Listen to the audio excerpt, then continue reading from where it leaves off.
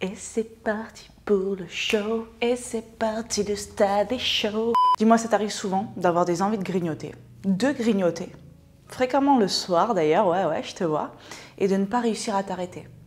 Et tous les soirs, c'est le même schéma, en tout cas régulièrement. Et tu te dis même que tu manques de volonté parce que tu n'arrives pas à stopper ce schéma. Dans cette vidéo, je vais te parler des raisons qui font que tu as envie de nourriture comme ça, tu as ces envies de grignoter. Et pourquoi ne pas réussir à les contrôler n'est absolument pas dû à un manque de volonté.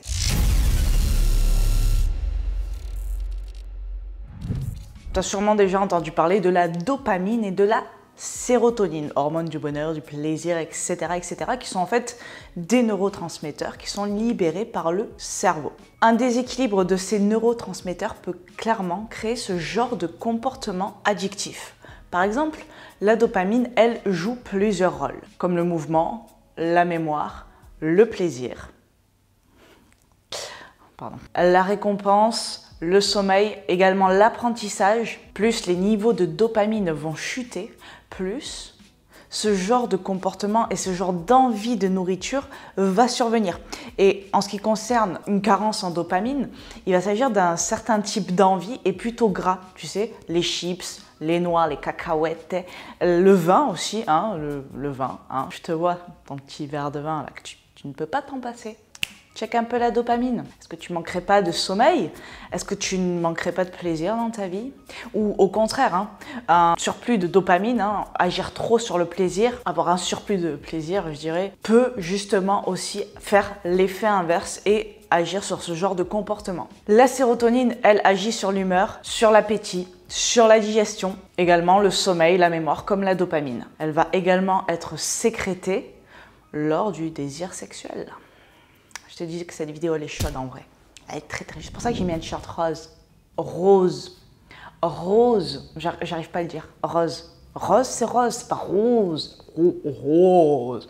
Voilà, il faut que je fasse une voix de mec. Un manque de sérotonine est associé à des symptômes dépressifs, anxieux et par contre, là, les envies en termes de nourriture sont plus sucrées et également, on se tourne plus facilement vers le chocolat. Donc, si tu fais partie des personnes addictes au chocolat, il est fort probable qu'il y ait un déséquilibre en termes de neurotransmetteurs et notamment en termes de sérotonine. Attention, ça me fait penser à un truc, il faut que je te précise quand même que tous les comportements addictifs et toutes ces envies-là ne sont pas dus forcément à un déséquilibre de neurotransmetteurs. Dans cette chaîne YouTube, il y a énormément de vidéos qui parlent de grignotage et où je t'expose d'autres raisons qui n'ont rien à voir avec celle-ci.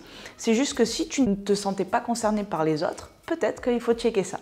C'est pour ça que je fais cette vidéo en fait. C'est bien beau tout ça, mais comment on fait pour rééquilibrer des neurotransmetteurs? Je te le tape dans le mille, hein, l'activité physique, le mouvement, une bonne hygiène de vie, un bon sommeil, un stress amoindri.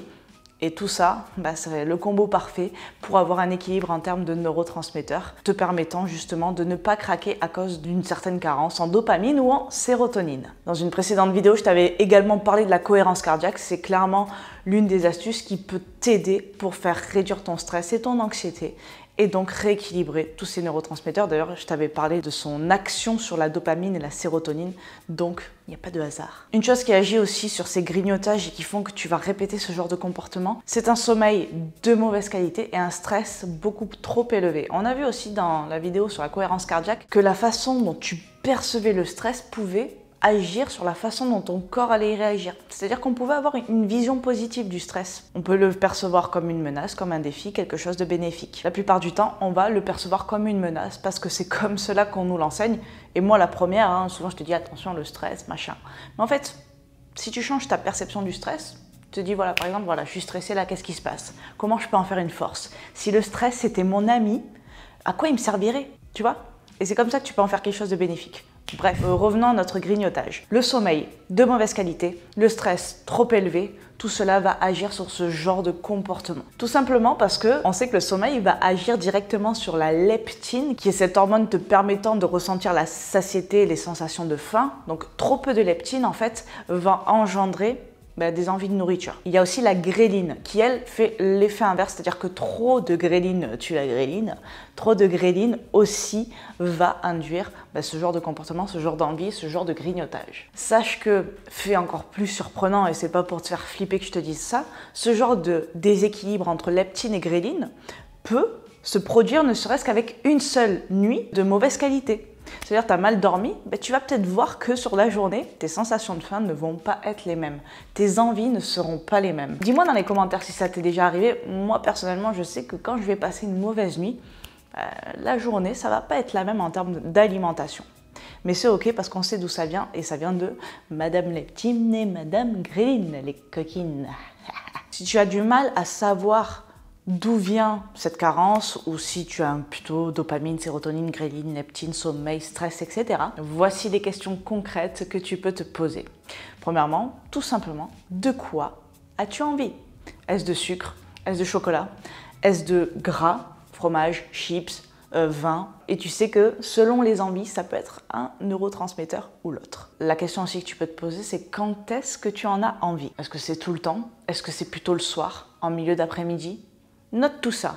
Après, tu vas pouvoir faire des liens comme le Colombo de la nutrition. As-tu d'autres symptômes de déséquilibre en sérotonine, comme des symptômes d'une personne un peu dépressive, anxieuse? Est-ce qu'en ce moment, tu n'as pas une période assez difficile qui fait que ça peut agir là-dessus? Pareil, est-ce que tu n'aurais pas d'autres symptômes, par contre, dans un déséquilibre de dopamine? Donc là, on parle de comportements plus addictifs. Également, quelle est la qualité de ton sommeil? Déjà, pour juger la qualité de ton sommeil, demande-toi à peu près combien d'heures par nuit tu dors. L'idéal étant plus ou égal à 7 heures. Voilà, ça c'est le top. Ensuite, il n'y a pas que le nombre d'heures, parce qu'on peut dormir 10 heures et se réveiller 10 fois en fait. Donc aussi, voilà, est-ce que tu te réveilles la nuit? Combien de temps tu te réveilles? Est-ce que tu as du mal à te rendormir? Si tu te lèves juste pour aller faire pipi et tu te rendors, ok, c'est pas très grave. Combien de fois, etc. Tout ça, ça te permet de juger la qualité de ton sommeil. Pareil, lorsque tu te réveilles le matin, est-ce que tu es plutôt en pleine forme, prêt à attaquer la journée, ou est-ce que tu as envie de te recoucher, tu vois?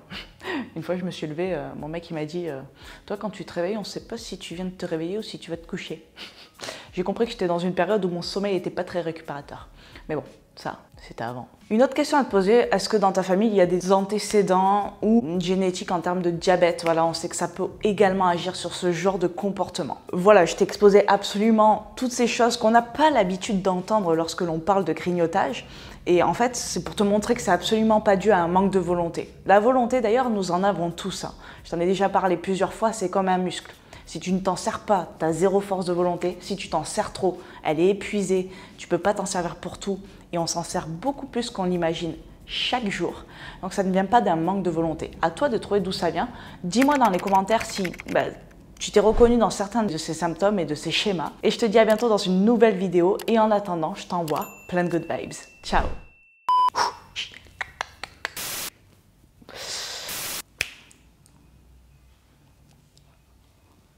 Mais également, putain, mais de merde!